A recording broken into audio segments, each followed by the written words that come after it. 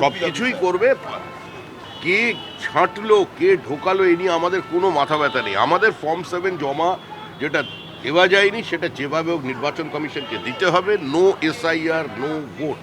এসআইআরকে সম্পূর্ণ করেই নির্বাচনে যেতে হবে।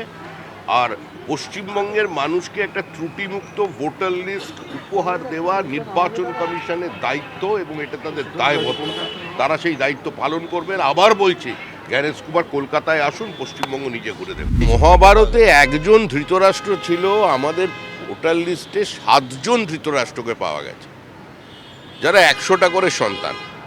তো এদের কি একটা করে কিছু না হলেও পদ্মবিভূষণ বা পদ্মভূষণ দেওয়া যায় না?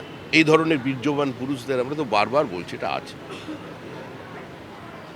40 বছরে দাদু হয়ে গেছে, কি অসামান্য ক্ষমতা, এবং সেই নাতিও আবার ভোটার 22 বছরের। ভাবা যায়? এ আমাদের রাজ্যেই সম্ভব, এগিয়ে বাংলা। এসআইআর প্রক্রিয়া চলছে, যত চিৎকার চেঁচামেচি পশ্চিমবঙ্গে, পুরো প্রক্রিয়াকে নষ্ট করে দেওয়ার জন্য যা কিছু করার তৃণমূল আপ্রাণ সেই চেষ্টা করে যাচ্ছে। তৃণমূলের এজেন্ডা হচ্ছে যে ভোটার লিস্ট আছে সেই রোহিঙ্গাদের নিয়ে, বাংলাদেশিদের নিয়ে নির্বাচন করতে হবে। এত পাসপোর্ট ইস্যু হয়ে গেছে, পুলিশ ভেরিফিকেশনের দায়িত্ব কার? কেন্দ্র সরকারের নয়, রাজ্য সরকারের। তো সর্বত্র একটা র্যাকেট কাজ করছে।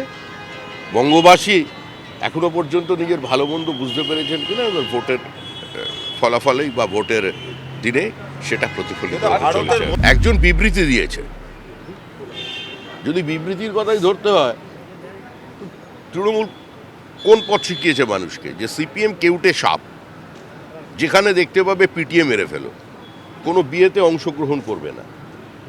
মুখ্যমন্ত্রী বলে দিয়েছিলেন কোন খবরের কাগজ পড়তে হবে কোনটা পড়তে হবে না, সরকারি নির্দেশ।